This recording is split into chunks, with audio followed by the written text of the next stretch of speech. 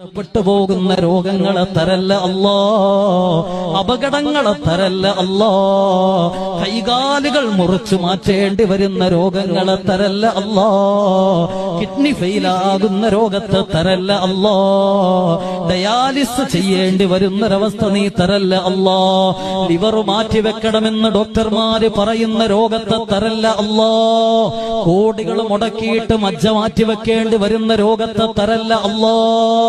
അല്ലാഹുവേ, ശരീരത്തിന്റെ ഞരമ്പിന് ക്ഷതം സംഭവിച്ച് കിടപ്പ് രോഗികളായിട്ട് മാറുന്ന അവസ്ഥ ഞങ്ങൾക്കാർക്കും നീ വരുത്തല്ലേ അല്ലാ. അപകടങ്ങളിൽപ്പെട്ട് ശരീരം ചലനമറ്റു പോകുന്ന അവസ്ഥ നീ വരുത്തല്ല റബ്ബേ.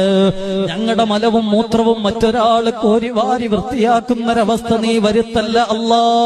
ഞങ്ങളുടെ ഭാര്യ മക്കള് ഞങ്ങളെ നോക്കി മടുത്തു പോകുന്നൊരവസ്ഥ നീ വരുത്തല്ലേ അല്ലാ. ഇയാളൊന്നും മരിച്ചുപോയിരുന്നു